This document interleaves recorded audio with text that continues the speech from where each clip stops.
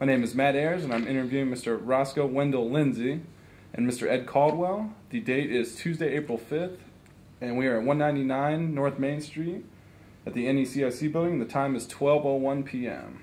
Gentlemen, thank you for joining us today. We appreciate it. My pleasure. All right, so let's start with you first, Mr. Wendall Lindsay. Were you born in Mansfield? Yes, I was. All right, and you, Mr. Caldwell? Yes, sir. Okay. And why did your family settle in Mansfield? To do better, they come up from South Carolina back in the early 20s. And there's 10 of us, and all of us are born here. Now, I guess you understand, this is my oldest nephew. We're the same age. Oh, okay. And, of course, his mom was the firstborn. All right. You, Mr. Caldwell? Well, his parents raised me, so we just about come along under the same. Okay. All right, so you said, did you have any other brothers and sisters then? Well, there was 10 of us, like I said. There's only 2 of us left. I've got 1 sister left. Okay. So what was family life like growing up in your family? I know a big family, obviously, so. Rough. Rough? A lot of fun, but rough. Rough And, in what sense? money. Yeah. Money. We didn't have a whole lot of money, for sure. And, well, you know how it is when you got a big family. The food thing is something else, you know. But we were a good one. We got along and everything. A few little fights, but other than that, it's all right. A little hustling here and there, you know. A whole lot of us. Selling chicken feed, Bottles. scrap iron, pop bottles. So what street did you guys grow up on then? Lily Street. I don't know whether you know where it is, right out there off Harker. Where those 2 big silos are right there, granary there. That's where our house was. Okay. So where did your parents work then? My dad was self-employed. He was a plasterer. He was a plasterer ever since I could remember. So, Mom worked from time to time at uptown at the Parkway restaurant. That's his grandmother. She worked for George Margaritas up there. Greek restaurant, Park Avenue. It's no longer there. But she, off and on, she worked up there quite a bit. All right. Where'd you gentlemen go to school at? Homer Street School, which is now O.C. Hill Center. But that was the old Homer Street School, which later in 1950 turned into the Krepling School. H.L. Krepling. H.L. Krepling. All right. And, When we spoke to your wife, she mentioned that when you went to Krevling, it was segregated. Yes. Can you tell us a little bit about that? that? Can you tell us a little bit about that? I mean, what that? From the 1st to the 3rd grade, it was segregated. Whites on one side, on one end, blacks on the other. 2nd grade of it. Then 3rd grade, when they called themselves integrating, they put whites on one side and blacks on the other side. And then, about 49 or 50, they integrated. So when you say on one side, that meant the classrooms on one end of the building were for whites, on the other end were for blacks. Is that? These 2 rows over here was for blacks, and these 3 rows over here was for whites. In the same classroom? In the same classroom. Interesting. Oh, so, okay. Well, at first it was all black. Yeah, well, yeah. Before All black classroom. The 1st and 2nd were in one room. The 3rd and 4th was in another room, and the 5th and 6th was in another room, all black, with black teachers. With black teachers, yeah. They had black teachers up until 1948. That was Miss Joyce was the 1st and 2nd grade teacher. Miss Barnett was 3rd and 4th grade, and a Miss Carter was 5th and 6th. And as they eliminated them, I think about every year they got rid of one once they started. Miss Joyce became a truant officer. And then I sort of lost track of Miss Barnett and Miss Carter there, but they were the last two to leave. They went to Columbus. So do you remember what the transition was like from when it was, being segregated to where it became integrated? And do you remember any memories of that at all? Oh, yeah.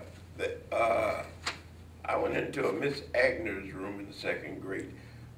What they done at the beginning of my 2nd grade, they split us up into groups of 4 and 5 and put us in with the white kids. But at that age, you don't know nothing about segregation. Right. We didn't know what they were doing. We knew the guys in the other rooms and everything. They were on our street and everything. We didn't know what they were doing. Yeah. Till later, as you look back, then, oh, that's what they were doing, Okay. No animosity anywhere about it, It was a peaceful thing, Okay. Do you guys have any teachers at all you remember, especially? I know you named a couple already. Yeah, Miss Joyce, she was a special teacher because she made us learn a lot, even though we was in the 1st and 2nd grade. Yeah.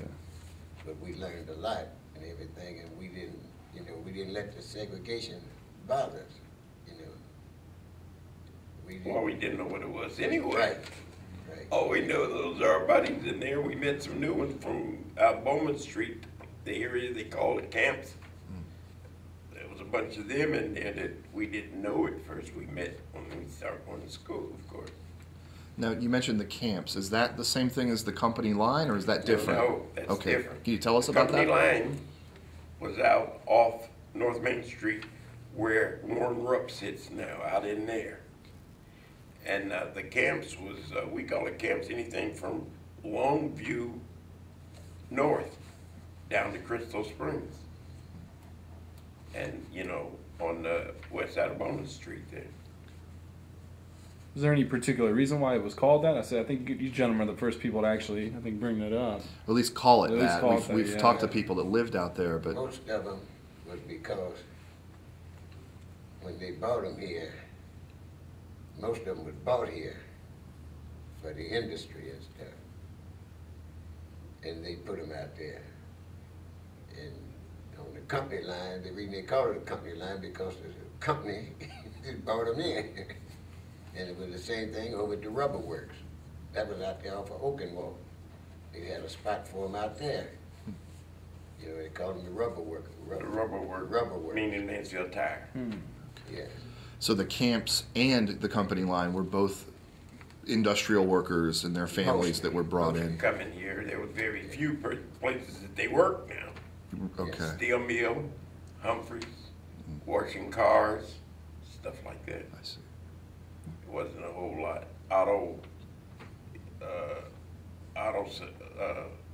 New car workers, they washed cars around there and worked around those yards and stuff like that. Parking garages uptown.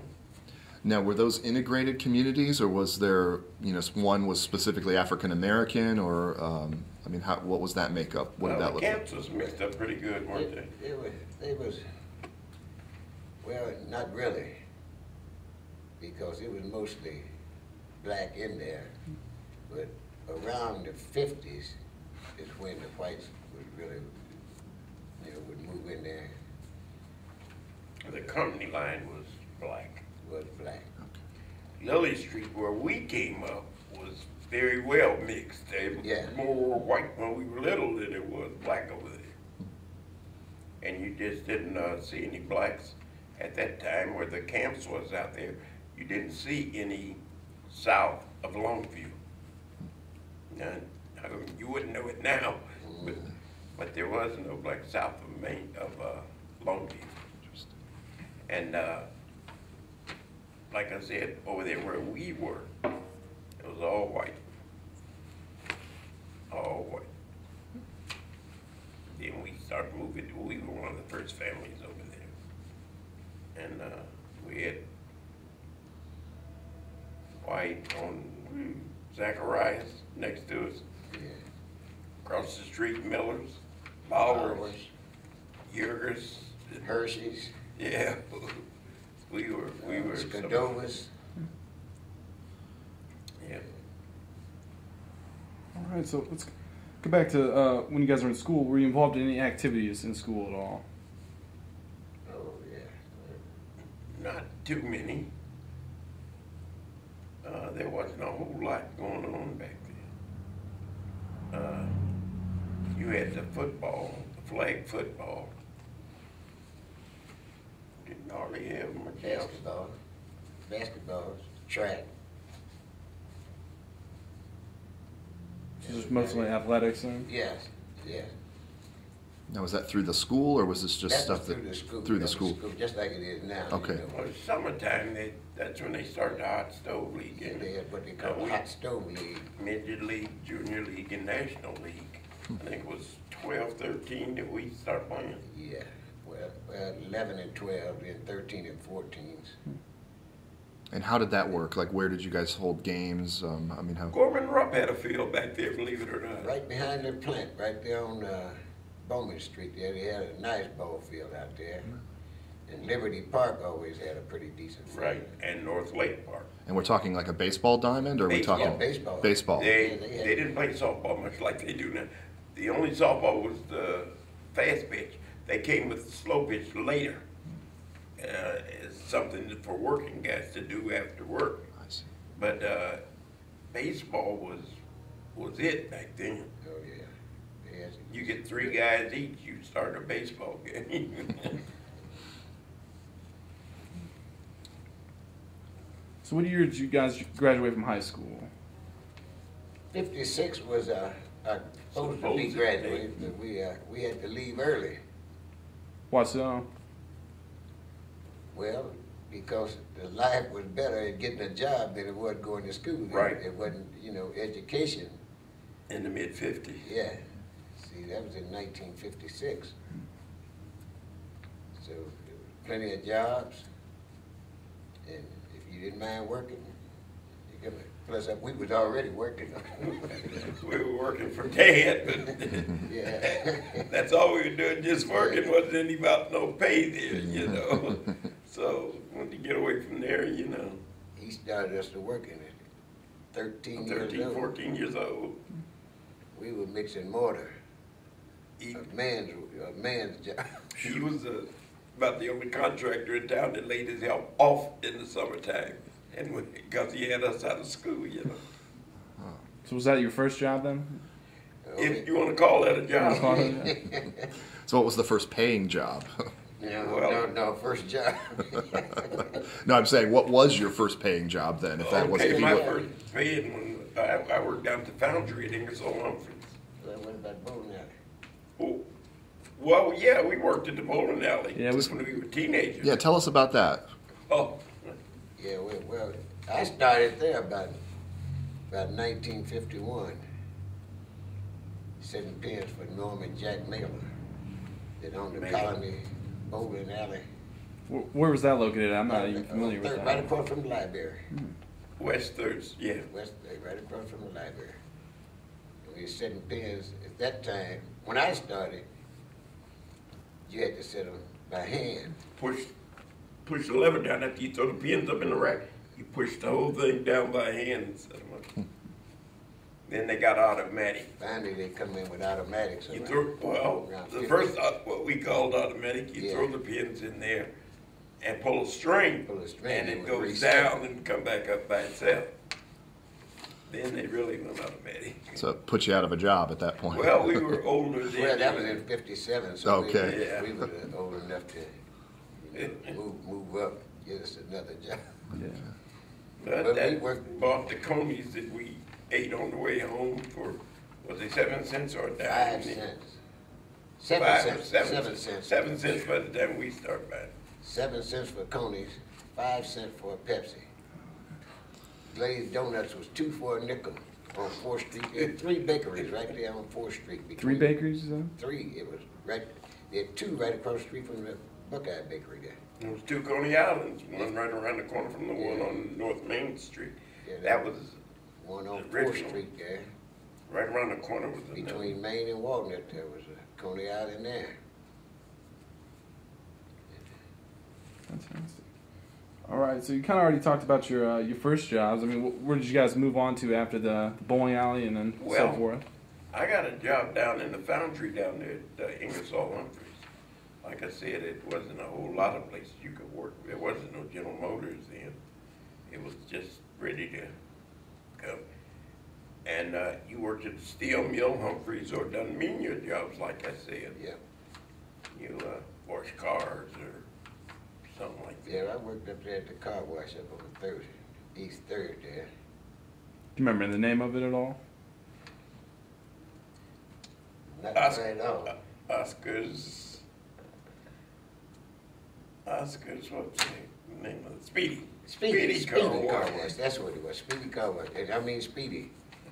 We were putting out 700, 800 cars a day by hand, Oh my gosh. by hand. Wasn't no washing, you know, like they got now, but you go through there. We were putting out 700, 800 by See, hand. now mine, like I said, I got on at Humphreys there. My brother got me on down there just before I turned 18. And then I worked for less than a year. I could buy my own car and everything then. That was the thing, buy a car, you know. And then I started in like March or April of '56 down there. I missed a part. After school, I went down to Jeffersonville, Indiana. I had a brother-in-law and a sister down there. And he had an old trading post, just like Sanford and Sons there, that he turned over money like crazy. And I worked down there with him till about November. And then I came back in. Then I went to Humphreys that spring.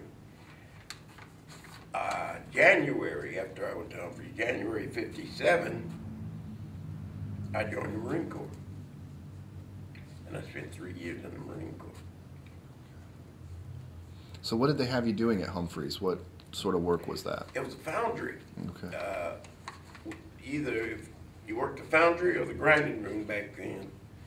And the foundry, they made bathtubs and lavatories, sinks, iron, cast iron.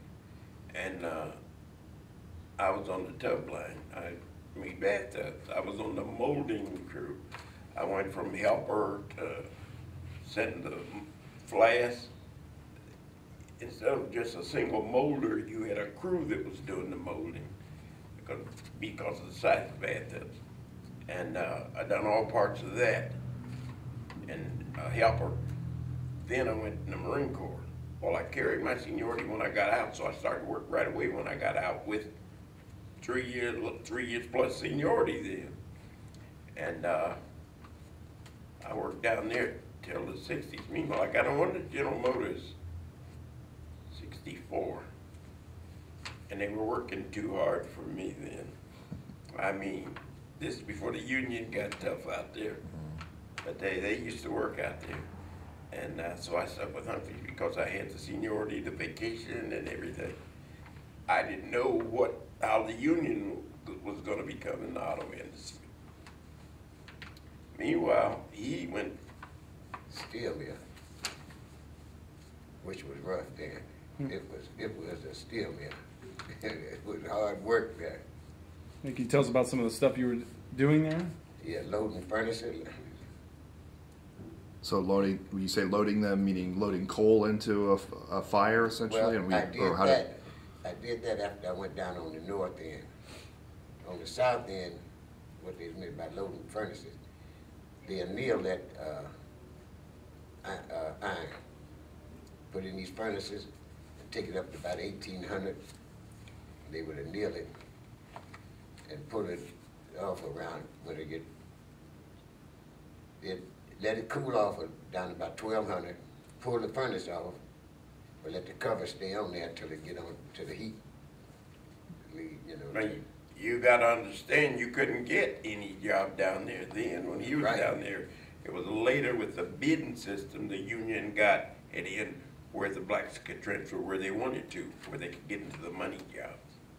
So there was essentially a form of segregation at the, Oh, at the yeah. mill. So Yeah. tell us about that. What was that like? I mean, how did that work? He was out there to Well, he could see it.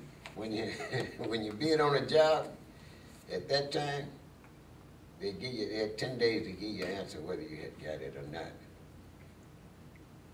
On the 11th day, they turn around and tell you that somebody else got the job and everything.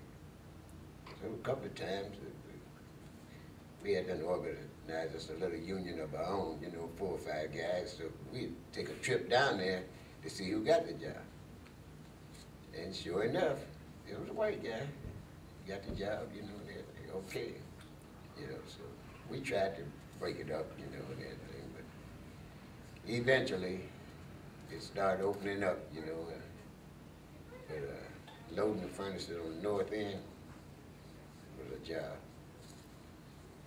Down at the foundry now, it was mostly blacks in the foundry, very few whites, just a few guys around there. And then in the grinding room down there was mostly black. And the grinding room, they were really the money makers. They used to make pretty good money in there. But, you know, they came out sick with their lungs, breathing that iron dust. And in the foundry, there were guys that got silicosis.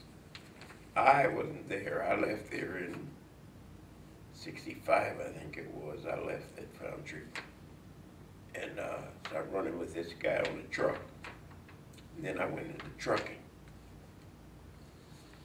So at that point, what was a good wage?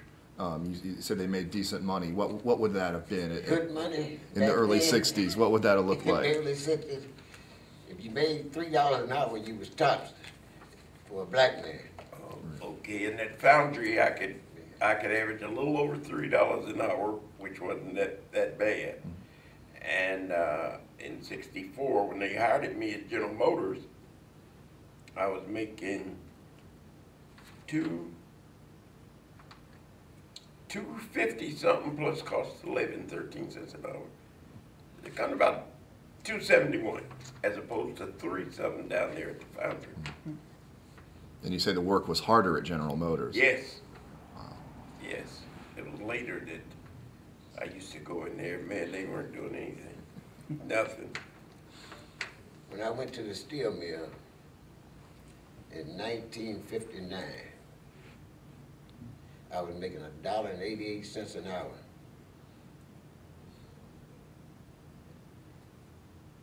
When I went to Humphreys out there, Artesian out on 4th Street, they had a probationary period. I was making $1.34 an hour.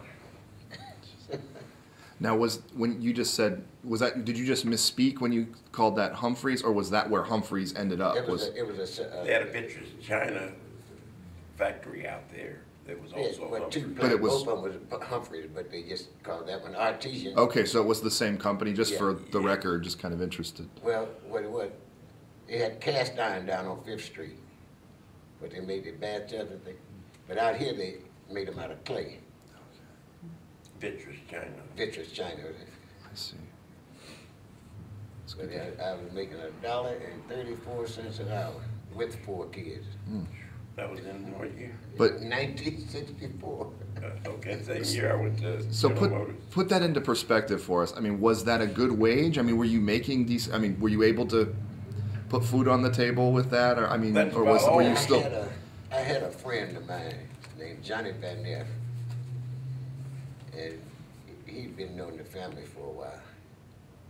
And he gave me a job down there on 71, right after they built 71 down there. The truck stop. Yeah, the truck stop down there. And I would leave out here at Artesian and go right down there and work till 11 o'clock at night. I worked at General Motors in Humphreys at the same time. I didn't last long at General Motors. That's another thing. I was working 2 full-time jobs. But a good wage, like I said, early 60s, I was making over $3 an hour in that foundry. I was earning it, but that was no bad wage. Yeah. And then, because I just come from, like I said, I went back there after I got out of the Marine Corps. And I went to the Marine Corps at $79 a month in 1957, January 57. I made $79 a month. But now back to this point about, you say, was that a good wage? Well, I put it to you like this. You could get 5 gallons of gasoline for $1. You could get 3 pounds of hamburger for $1. You could get 10 cans of canned goods for $1. So you could squeeze through You it. could go out there on the spring mill and get a gallon of milk for Yeah, you could go out 50 there. cents. Yeah, we used to go out there off Bowman Street. We You know, between Bowman and Spring Mill, out in the country there. A guy had a dairy farm out there. And we'd get a gallon of milk for 50 cents. But straight from the cow. We used to drink it warm sometimes. And then they stopped that. They stopped there. They can still do that in places. I understand. I was watching a documentary thing on TV. You can still do it. The only way it's legal for them to get the milk straight from the farm now is buy into it, act like they're part of the owners of the farm. Then they can do it. Yeah, you could go to a gas station and pull up there and say, give me $1 worth of gas. Well, now, I start driving early. And when I say early, at 14. And my dad kept a pickup truck because of his business. Well, when we could, we had a garbage route when we were 14 years old. Garbage, right? And we'd get the truck and, you know, Dad's thing, you put gas in my vehicle.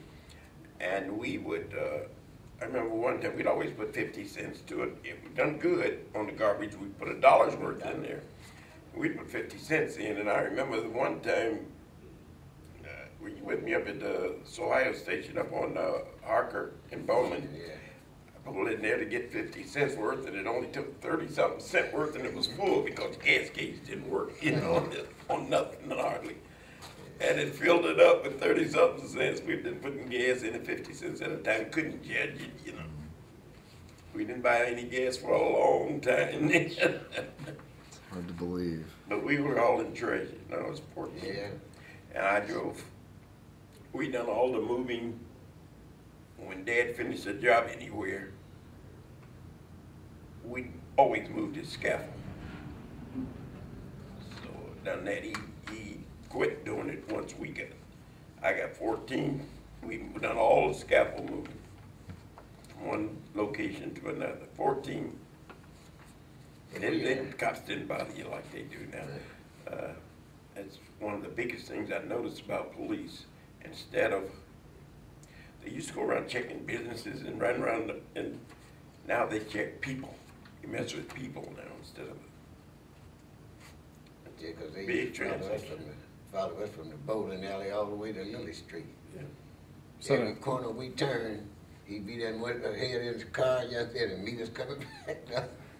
was that a pretty common occurrence? Did that happen? Oh, it was pretty common. often? It was common. It was natural. It wasn't. That's what it was. Because we built a Cherry Hill allotment, Diamond Street out there on Agate, and where all the jewel streets are. Middle Belleville Road. When it was just a cornfield down through there, we used to get stuck in the truck going down there to plaster one of the houses. Yeah, it's got us around the rural areas a lot. That's where a lot of the houses were going up, you know. And then the new allotments, like you said.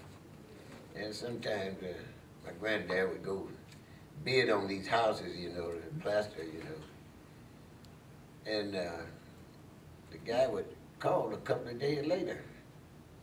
And he said, I'd seen some of your work and everything, and he said,